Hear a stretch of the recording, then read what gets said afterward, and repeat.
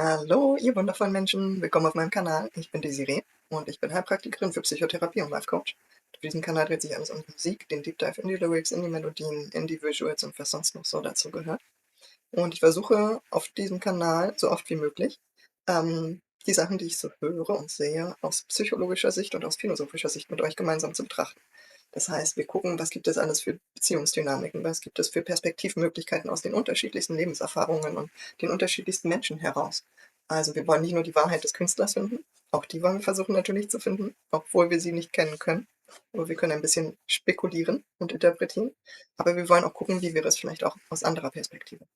Wenn ihr also auf sowas Bock habt, dann schaut schon in den vorhandenen Content, aber abonniert auch den Kanal, aktiviert die Glocke und dann kriegt ihr alles mit. Heute haben wir für mich den letzten Song aus dem Inpatient Asylum Album von Ren und Chris Levy. Und zwar ist das, ich glaube, Me and My Monster. Richtig. Bin sehr gespannt, wie das so wird. Ich habe gesehen, Ren hat angekündigt, dass es zu dem Asylum-Album und zu dieser ganzen Reise, die die beiden da gemacht haben, sowas wie eine Doku geben wird.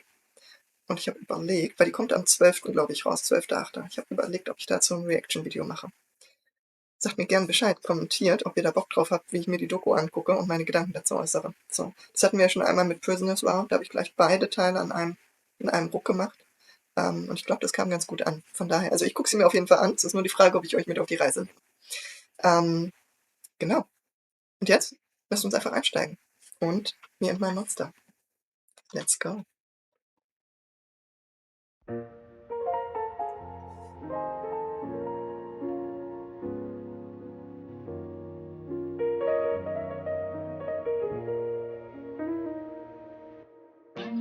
I don't know just why I'm like this. I've heard people around me say something's off, I'm not okay. Cause that darkness I keep bottled up is seeped into my veins. So I let the monster out the cage. Something's in the water, at least that's what I blame. I can feel a monster that wants to escape, scratching on my insides. No peace from a freak of nature. Cause recently my thoughts are driving me insane, pulling me apart by the seams in my brain, crawling on my windpipe. Wake the beast, time to meet your maker. So let me get the first thing first. I was cursed since birth. I was born with Nostradamus like prophecies worse of fate. Pain shaped and the pain makes me not think straight. Brain checkmate, need restraint, since there's 2 chains in the whole cage to contain the pace of my train of thought. Cause it's all for morbid, more highly strong. And the soul is tortured, more highly strong from a new supported. And the more I run, more I feel awkward, like I'm caught in the storm and I'm launched to orbit. And for dust till dawn as a force that forces itself to the surface. It's coming, it hurts it, it's murderous, merciless monster that's lurking. I don't know just why I'm like this. I've heard people around me say something's off, I'm not okay. Cause that darkness I keep bottled up is seeped into my veins. So let the monster out the cage. Feel it in my bloodstream, rushing through my veins. Feel him as he creeps through the halls in my brain. And he's always hungry, gotta keep him fed. After years spent trying to expel him from in my head, he started under the bed till he made himself a home in the furthest depths of my psyche, to the marrow in my bones. He's that shadow that I cast, that reflection in the glass. He's that static in the silence telling me I'm not alone. In my DNA and that double helix, he lead the way and I fucking feel it's too late to make a vacate. It's chained to my fate, maybe I'm crazy or that my fucking spirit is just plain weak for letting him win. Or maybe destiny that we spend the rest of our natural lives together. Why fight each other? Cause in the end I've felt an emptiness that's following me since a kid. But he was there to claim the occupancy. A lifetime later, right back where I started, you see. Till the credits roll, still it's just my monster in me, yeah. I don't know just why I'm like this. I've heard people around me say something's off, I'm not okay. Cause that darkness I keep bottled up is seeped into my veins. Let the monster out the cage.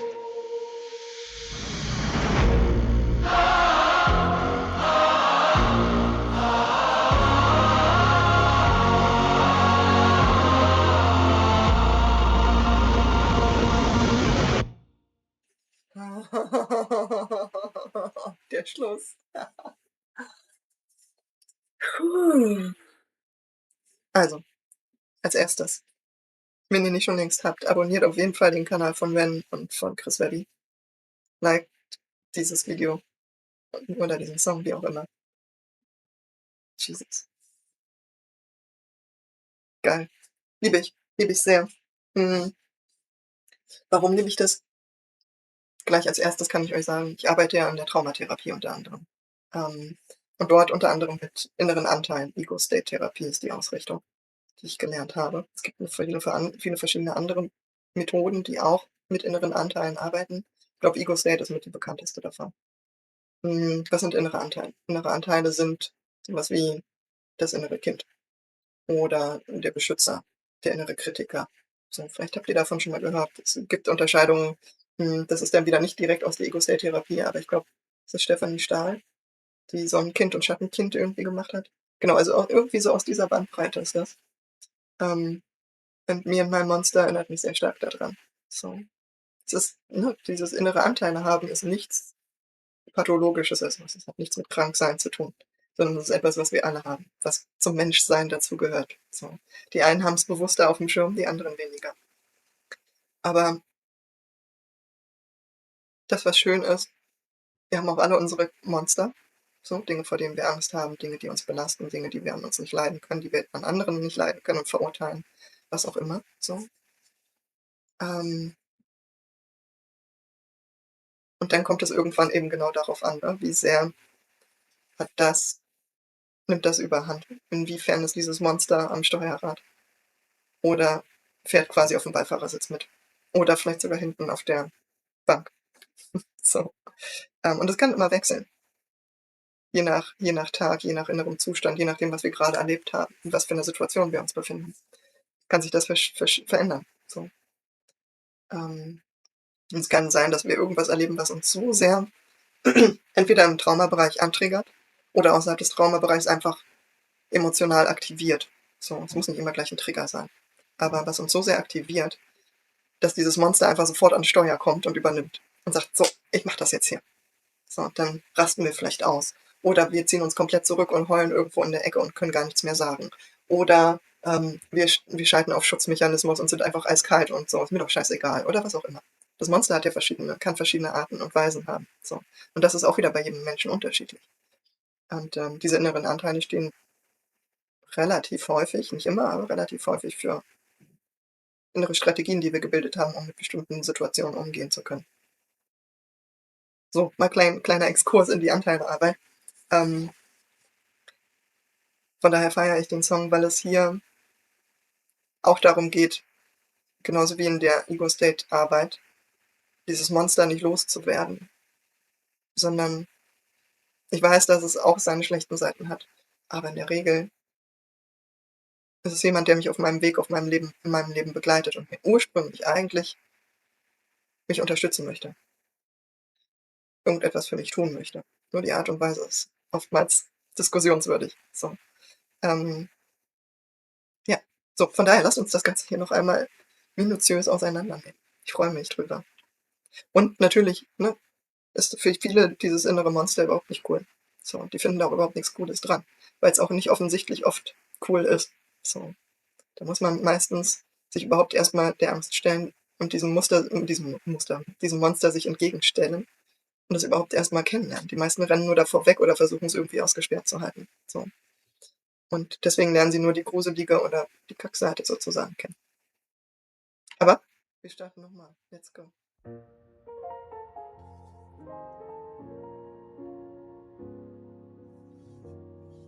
Das Klavier spielt bestimmt Ren, oder? Die geile Socke.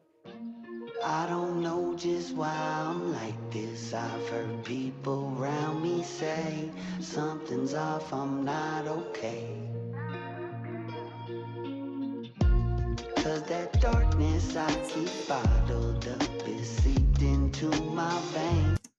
Das finde ich schon, ne? Diese Zeile allein. The darkness I keep bottled up has seeped into my veins. Das ist echt so ein, das ist geil, so ein Song, der auf eine ganz krude Art und Weise das Therapeutenherz in mir höher schlagen lässt. Ich entschuldige mich dafür schon mal. Aber da sind wir genau bei diesem Punkt, ne? Wir haben so viele Sachen in uns, die wir selbst verurteilen oder von denen wir mitgekriegt haben, dass andere sie verurteilt haben. Und wir versuchen sie wegzusperren, wegzuschließen, wegzumachen, eine Decke drüber zu legen oder in der Flasche abzufüllen und dann die Flasche beiseite zu stellen. So, da kommt nichts raus. Ne, Korken drauf und fertig. So. Und plötzlich, durch, was wir gerade besprochen haben, irgendeine Situation, irgendwas, was passiert ist,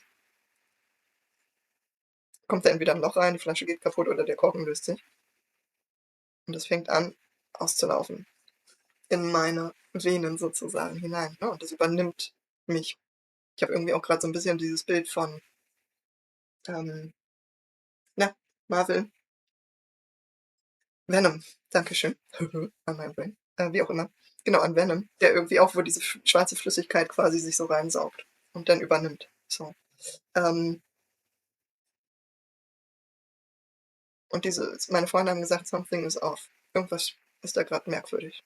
So. Das kann tatsächlich sein, ne, dass man gerade total gut drauf ist, auf so einer Party ist, irgendwie miteinander feiert und so. Und plötzlich kommt einer und macht irgendeinen Scherz, der überhaupt nicht böse gemeint ist, aber irgendwas in meinem Kopf hat irgendein Wort gefunden oder hat irgendwas in der Mimik gesehen oder was auch immer. Und das hat plötzlich irgendeine Bewertung zum Beispiel mir aufgemacht von, wie hat denn der das jetzt gemeint? Hat er mich gerade angegriffen? Hat er mich gerade abgewertet? Was ist da los? Und das kann schon dazu führen, dass dieser Korken aufgeht in der Flasche und dass das übernimmt, dass das plötzlich mit reinkommt. Und plötzlich habe ich keinen Spaß mehr und bin auch nicht mehr nett, sondern bin dann plötzlich so, ey, was ist mit dir los? Willst du mich anmachen oder was? Ne? Und plötzlich werde ich aggressiv und wütend. So.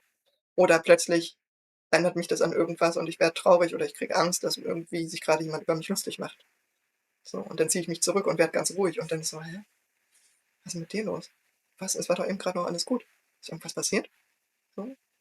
Und es können manchmal nur kurze Momente sein und es kann aber auch sein, dass es längere Phasen sind, die dann anhalten, weil der Kopf sich in so eine Schleife reinmanövriert. Passiert auch öfter eher bei Menschen mit Traumatisierungen oder auch anderen Bindungsstörungen zum Beispiel, ne? So, wo das dazukommen kann. Ähm, auch Menschen mit Depressionen, die dazu neigen, viel drüber über die Dinge nachzudenken, Overthinking, ne? So. Und es gibt noch so viele andere Sachen. Also es gibt einfach Menschen auch außerhalb von Trauma, die schnell verunsichert sind. So. Oder schnell sich angegriffen fühlen, aufgrund von Erfahrungen, die sie gemacht haben. Und das kann bei jedem anders sein. Es kann bei jedem ein anderes Wort sein. Ne? Bei dem einen kann es einfach nur sowas sein wie eine schöne Jacke. Und man denkt sich, Alter, der verarscht mich doch.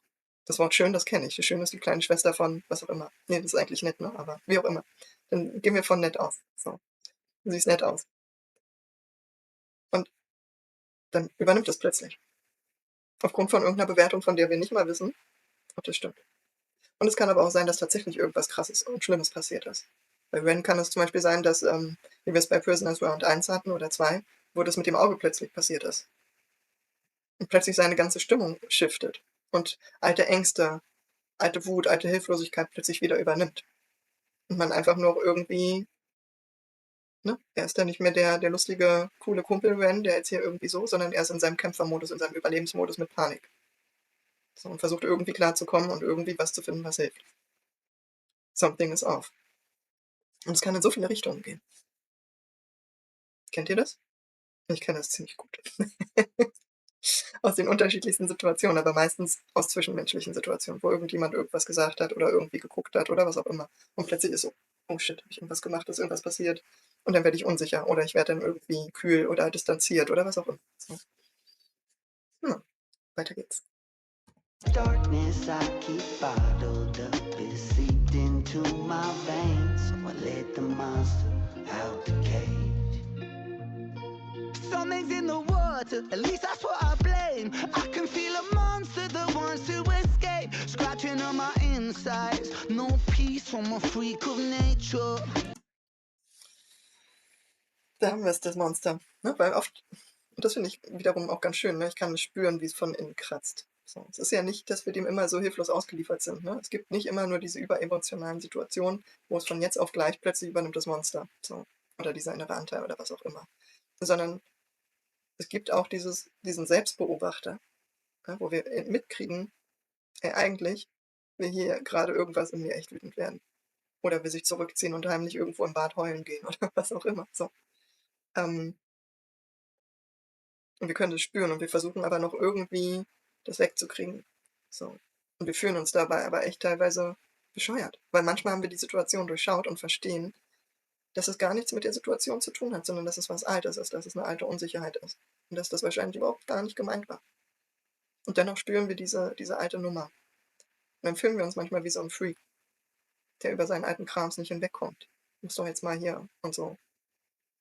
Oder sich selbst verurteilt. Ne? Das ist dieses I'm a Freak of Nature. Ich kann dieses Monsterkratzen spüren. Scratching on my insides, no peace from a freak of nature. Cause recently my thoughts are driving me insane, pulling me apart by the seams in my brain, crawling on my windpipe. Wake the beast, time to meet your maker. So let me get the first thing first. I was cursing, but Nochmal ganz kurz. It's time to meet your maker. Und also ich würde es jetzt hier für diesen Song so deuten, ich bin der dieses Monster kreiert hat. Ja, ich bin der Erschaffer. Und das ist auch in der Regel so. Weil es ist ein Teil von mir, der sich aus einer Situation herausgebildet hat. Eine Strategie, die sich entwickelt hat, um mit der Situation umzugehen. Um mich zu schützen zum Beispiel. Oder um Anerkennung zu bekommen. Oder um das Gefühl von geliebt werden zu bekommen. Oder was auch immer. Dafür haben wir innere Strategien, wie wir im Miteinander mit bestimmten Menschen sind, um etwas zu fühlen oder um Menschen ein bestimmtes Gefühl zu geben. Ne? Also von wegen auch eine Schutzstrategie oder eine Beschwichtigungsstrategie, damit jemand sich nicht bedroht von mir fühlt oder damit jemand sich nicht von mir angegriffen fühlt oder verletzt fühlt oder was auch immer. Auch das sind Strategien im Miteinander. Und sind ja nicht immer nur Strategien, wie ich quasi mich schütze oder angegriffen fühle oder auf andere reagiere, sondern auch, wie ich möchte, dass andere das Gefühl haben, wie ich auf sie reagiere. Macht das Sinn? In meinem Kopf so halb. Aber ich hoffe, ihr wisst, was ich meine. Mm, ja, lass uns noch mal kurz. Genau, wake the beast wake the beast, time to meet your maker. So. Es kann aber auch sein, dass der Maker nicht, also natürlich ist es in mir entstanden, aber das, was es ausgelöst hat, ist meistens etwas von außen. So. Also eine Situation, wo ich gelernt habe, wenn ich mich so und so verhalte, dann komme ich gut aus der Situation raus. Oder dann habe ich die Oberhand. Oder dann passiert mir nichts. Oder was auch immer. Oder dann kriege ich das, was ich kriegen will und. Manchmal ist es aber auch so, dass sich Anteile bilden, die übernommen sind. Intrusion nennt man das in der Traumatherapie, wo es quasi darum geht, wenn ich jetzt zum Beispiel wirklich im Komplextraumatisierungsbereich unterwegs bin und ich ständig irgendwie angeschrien wurde und abgewertet wurde, beleidigt wurde von meiner Mutter, meinem Vater, von wem auch immer, einer engen Bezugsperson, dann kann es sein, dass sich irgendwann in mir ein Anteil bildet, der diese Stimme quasi und diese Art und Weise von meiner Bezugsperson kopiert und in mir weiterführt. Also selbst wenn ich dann aus dem Haus raus bin und die Person das nicht mehr macht, dann macht dieser Anteil in mir das selber weiter. Was ziemlich eine fiese Nummer ist so. Aber auch das hat oft, wenn man da ein bisschen genauer hinguckt, einen Schutzaspekt. Und man kann damit auch gut arbeiten. So. Aber es fühlt sich oft ziemlich kacke an. Aber das könnte auch der Maker sein. Ne? Also nicht nur, also klar, ich bilde immer diese Anteile in mir ab oder aus, aber sie können verschiedene Ursprünge haben. my brain, crawling on my windpipe. Wake the beast, time to meet your maker. So let me get the first thing first. I was cursed since birth. I was born with Nostradamus like prophecies, words of fate. Pain shaped and the pain makes me not think straight. Brain checkmate, need restraint, since there's 2 chains and a whole cage to contain the pace of my train of thought. Cause it's all for morbid, more highly strong. And the soul is tortured, more highly strong from a new supported. And the more I run, more I feel awkward, like I'm caught in a storm and I'm launched to orbit. And from dusk till dawn, as opposed to forces itself to the surface, it's coming, it hurts, it is murderous, merciless monster that's lurking. I don't know just why I'm like this. I've heard people. Ich will gar nicht auf so viel eingehen, so davon. Weil das Video wird sonst, glaube ich, extrem lang. Aber ich merke, das ist, glaube ich, so ein bisschen der Fokus, auf den ich hier eingehen möchte. Also, ich bin seit Geburt quasi verflucht. Das kann auch verschiedene Gründe haben, ne? So, warum man das Gefühl hat. Es gibt also Menschen, ne, die komplex traumatisiert sind in einem Haushalt aufgewachsen, wo sie sich oft nicht geliebt gefühlt haben, wo ihnen ständig irgendwas widerfahren ist, wo sie das Gefühl hatten, abgelehnt zu werden, gehasst zu werden, zu viel zu sein, zu wenig zu sein, nicht genug, was auch immer, so. Und das über viele, viele Jahre und das würde zur Überzeugung: „Ah ja, so bin ich als Mensch und ich bin quasi verflucht, dass meine Eltern so enttäuscht von mir waren oder dass ich das erlebt habe." So. Ähm, Es kann in die Richtung gehen, gerade wenn wir jetzt auch von Ren und von Webby sprechen, dass wir wirklich wieder in dieser Neurodivergenzschleife auch stecken. Menschen, die im neurodivergenten Spektrum unterwegs sind, haben ziemlich häufig das Gefühl, dass sie nicht reinpassen, dass sie so ein bisschen alienmäßig sind. Das habe ich auch schon in vielen anderen, Ren und Impatient-Videos gesagt. Dieses irgendwie funktioniert mein Gehirn anders und irgendwie scheint das Probleme zu machen für die Menschen und die Gesellschaft um mich herum. Ich passe hier irgendwie nicht rein und fühlt sich so ein bisschen wie so ein Fluch an. Ähm, Manchmal kann es aber auch sein, dass es einfach nur die Intelligenz ist oder, ne, dass ich das Gefühl habe, irgendwie hinterfrage ich zu viel oder durchschaue zu viel und mache nicht bei allem irgendwie so schnell mit. Und deswegen bin ich aber irgendwie ständig raus aus Gruppen, aus Gesellschaft, aus sozialen Gefügen, weil ich nicht so funktioniere. Das kann sowohl in der Neurodivergenz sein als auch einfach nur Intelligenzunterschiede. Menschen mit hoher Intelligenz haben oft auch dieses Thema, dass sie zu viel über die Dinge nachdenken und zu viele Zusammenhänge auch sehen können. Es kommt immer noch mal auf die Art von Intelligenz an. Es gibt ja verschiedene Arten von Intelligenz, ne? So soziale Intelligenz, räumliche Intelligenz und so weiter. Also es gibt verschiedene Möglichkeiten, intelligent zu sein. Und auch da gibt es noch mal unterschiedliche Probleme, die das mitbringen kann, aber auch unterschiedliche Vorteile. Ähm, Was könnte noch der Fluch sein, wenn ich krank geboren werde? Entweder psychisch krank, weil vielleicht irgendwas genetisch kaputt ist, aber auch körperlich krank, was auch Probleme macht, was mich auch ausschließt, wo ich das Gefühl habe, das ist der Fluch meines Lebens. Ja, das wären jetzt erstmal für mich die großen Themen, die das Gefühl vermitteln, dass man ein Fluch ist oder ein Fluch auf einem liegt. So. Just looking, I don't know just why I'm like this. I've heard people around me say something's off, I'm not okay. 'Cause that darkness I keep bottled up is seeped into my veins. Let the monster out the cage. Also, zwei Sachen. Dieses Gefühl, ich bin nicht okay. Ich glaube, 80, 90% der Menschen haben das. Zumindest auch diese Frage immer wieder mal im Kopf, bin ich okay, so wie ich bin? Gibt nicht so viele, die das nicht kennen. Und die Antwort ist eigentlich immer, ja, du bist total okay, so wie du bist. Mit deinen Ängsten, mit deinen Mustern, mit deinen Ausbrüchen. So. Man kann über das Verhalten sprechen, was dabei rauskommt. Und man kann an dem Punkt dann darüber sprechen, bin ich bereit, mich den Dingen zu widmen und Dinge zu verändern, die mir und anderen Menschen schaden. Oder ignoriere ich das einfach und mache so weiter und schade anderen Menschen. Dann fängt es an, nicht okay zu sein. So. Aber an sich, mit all seinen Ängsten, mit all seinen Themen, mit all seinen Emotionen, sind alle Menschen okay. Und dann let the monster out the cage.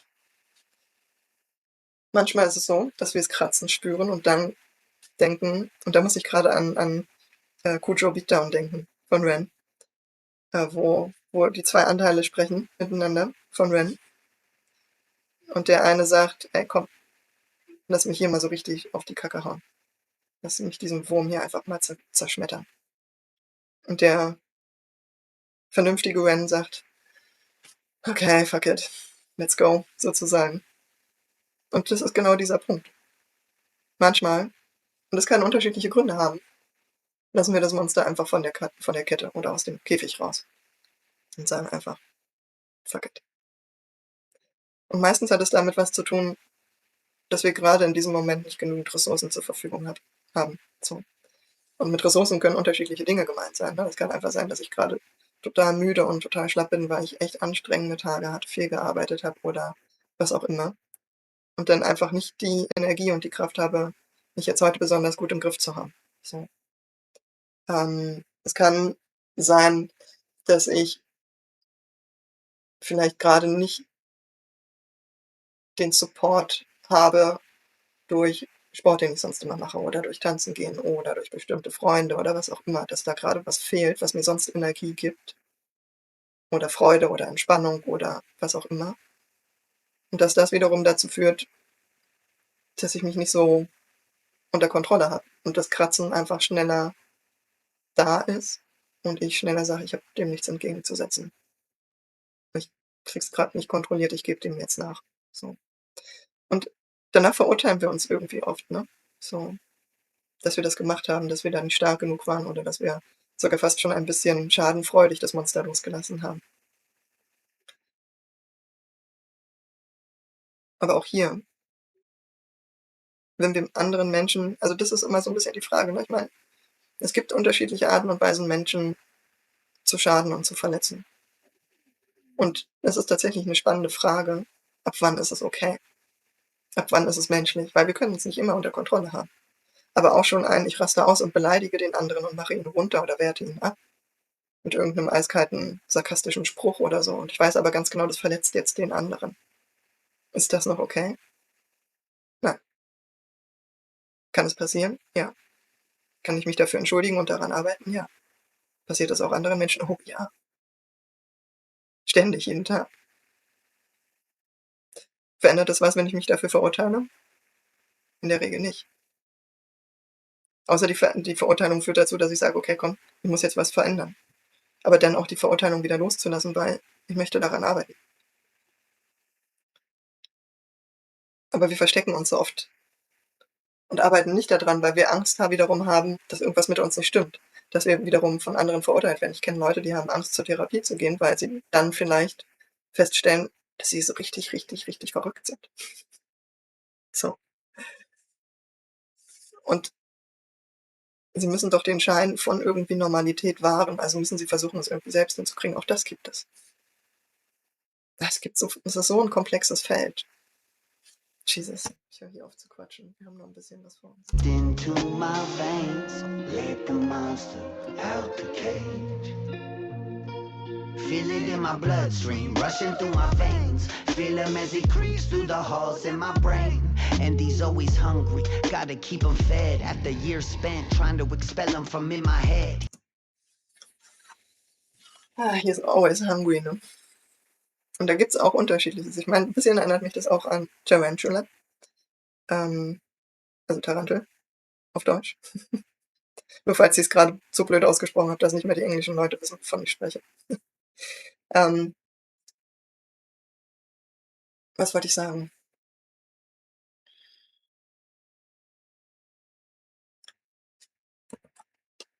Genau, he's always hungry. Gotta keep him fed. Ich muss gerade an mich denken. Kleiner Insider über meine Person. Aber ich glaube, das Thema haben auch viele andere Menschen, gerade auch im neurodivergenten Bereich. Aber auch mit verschiedenen Bindungsstilen. So, es gibt da auch verschiedene Persönlichkeitsstile sozusagen, so wie man Bindung macht. Und wenn da verschiedene Optionen zusammenkommen, dann kann es manchmal ein bisschen schwierig werden. Und ich habe manchmal so diese Neigung, dass ich habe ihn wenn wir jetzt ins Gehirn gehen, so, dann gibt es dort das wundervolle Dopamin. Und Dopamin ist für Möglichkeiten sehen, Wege sehen. Alles, was irgendwie in die Zukunft geht, was Entwicklung zeigt, was einem das Gefühl gibt, da geht es voran, da kann man sich weiterentwickeln, da kommt irgendwas Neues, irgendwas, was besser ist, was geiler ist als das, was ich jetzt habe. Und das ist auf der einen Seite richtig gut, weil es hilft uns, unsere Ziele zu verfolgen, überhaupt Ziele zu gestalten, so, und uns voranzubringen auf unserem Weg. Das ist super. Und manchmal gerät das so ein bisschen außer Rand und Band. Und bei mir passiert das immer mal wieder, wenn es um Bindung geht. So, dass wenn ich Menschen kennenlerne, die ich mega spannend finde und das Gefühl habe, boah, die würde ich aber gerne mehr kennenlernen, dann geht irgendein Anteil, ich habe ihn liebevoll Duck genannt, das ist dieser Hund aus Up, kennt ihr den? der mit diesem Sprechhalsband, der dann irgendwie so läuft, la la la la la, Katze. So. Und so ist es bei mir auch manchmal. Ne, ich laufe dann und denke an nichts und plötzlich kommt mir dieser eine Gedanke an diese eine Person, die ich so spannend finde.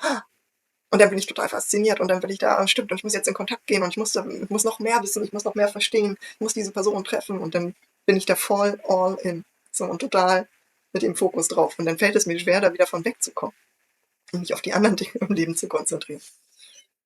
Und wenn ich das Gefühl habe, die Person ist dann irgendwie besonders zurückhaltend oder zieht sich sogar aktiv zurück oder hat nicht so viel Interesse an mir wie ich an ihr. Das kann sowohl im Beziehungsbereich sein, das kann aber auch im Freundschaftsbereich sein, es kann im Kolleginnenbereich sein. Das ist völlig egal. Dann ist ein Teil mir ganz schön traurig. So. Und das ist das, was ich meine mit dieser Teil möchte gerne immer weiter gefüttert werden. Immer mehr Informationen, immer mehr von dieser Person haben. Gib mir mehr, gib mir mehr, gib mir mehr. So. Und es gibt so Teile, ne, die sind so, hey, ich bin für dich da, aber ich brauche Informationen von dir, ich brauche Emotionen von dir, ich brauche was auch immer. Gib mir. So, die fordern. Ja. Und manche brauchen auch einfach nur positive Ressourcen. Ne? Sowas wie liebevoll da sein lassen, wertschätzen. Dieses nicht, ich schließe dich in eine Flasche und pack dich weg, ne, oder ich versuche dich wegzuschreien oder zu ignorieren oder so, sondern die brauchen dann, dass man sie füttert mit, es ist okay, dass du da bist. Ne? Bei meinem Hund, bei meinem Duck, bei dem sage ich immer, ist in Ordnung. Wir sitzen jetzt hier erstmal nur und ich streiche ihm quasi innerlich liebevoll den Kopf. Aber wir gehen dem jetzt nicht nach, aber ich verstehe deinen Impuls. Es ist aber okay. Und das kann auch das Füttern sein.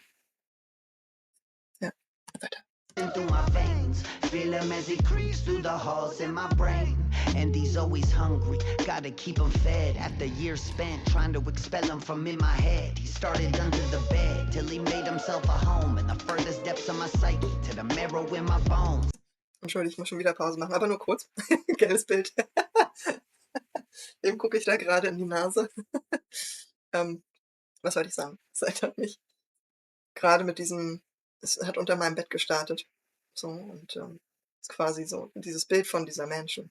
Und da musste ich wieder an NF denken, mit seinem Song Mansion, wo er seine verschiedenen Räume quasi beschreibt. Das ist sein inneres System sozusagen, sein innerer Kopf, der verschiedene Räume hat, wo verschiedene Anteile von ihm leben, verschiedene Storys aus seinem Leben enthalten sind.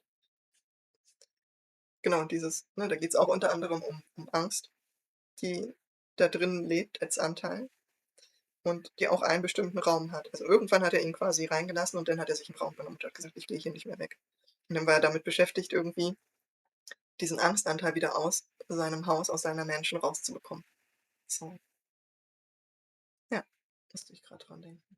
Bed till he made himself a home in the furthest depths of my psyche, to the marrow in my bones. He's that shadow that I cast, that reflection in the glass. He's that static in the silence telling me I'm not alone. In my DNA in that double helix, he lead the way and I fucking feel it's too late to make a vacate. It's changing my fate. Maybe I'm crazy or that my fucking spirit is just plain weak for letting him win, or maybe destiny that we spend the rest of our natural lives together. Why fight each other? Cause in the end I felt the.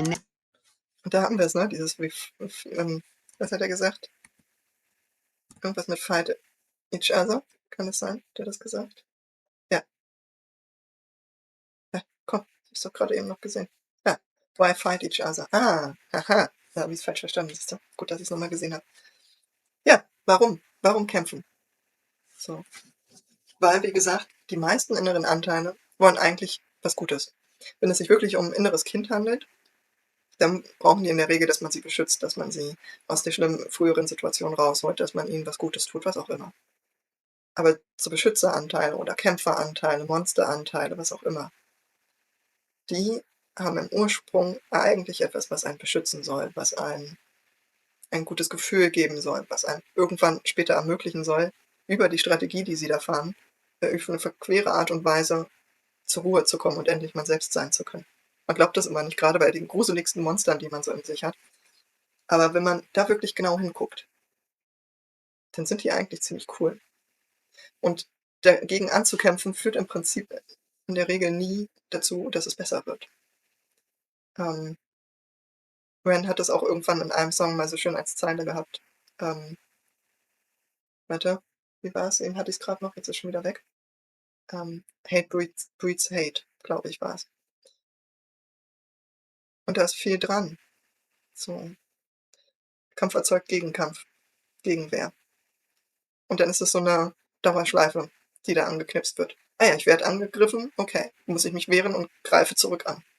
Dann denkt sich der andere, und der greift mich an. Dann muss ich auch weiterkämpfen. Gut, dass ich zuerst angegriffen hatte, weil ich vielleicht noch ein bisschen im Vorteil oder was auch immer. Und so sind die beiden immer dieser Überzeugung, wir müssen kämpfen.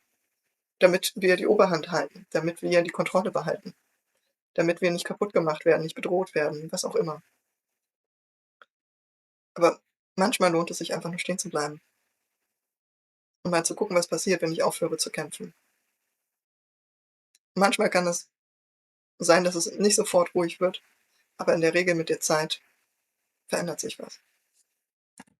Feared is just plain weak for letting him win, or maybe destiny that we spend the rest of our natural lives together. Why fight each other? Cause in the end, I felt an emptiness that's following me since a kid, but he was there to claim the occupancy. A lifetime later, right back where I started, you see.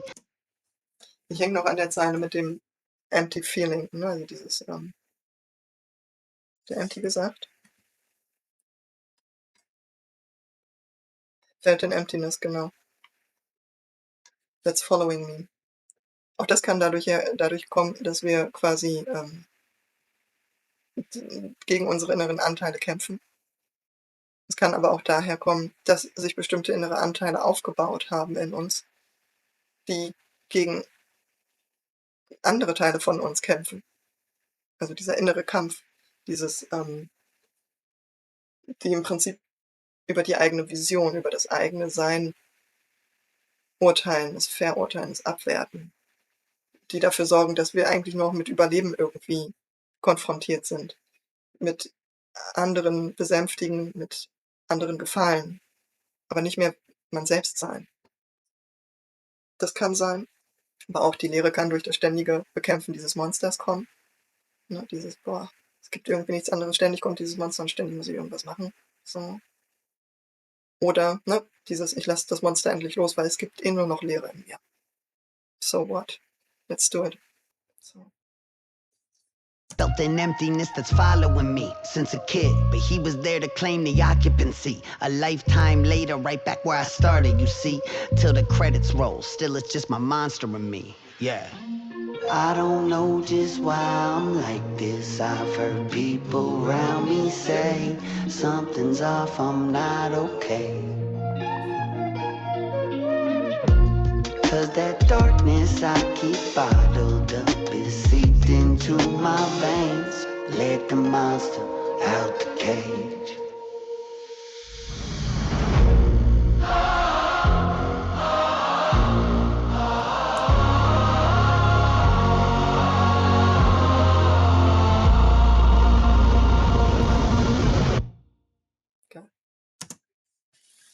Der Abschluss ist echt. Es könnte dieses, ich lasse das Monster jetzt frei sein.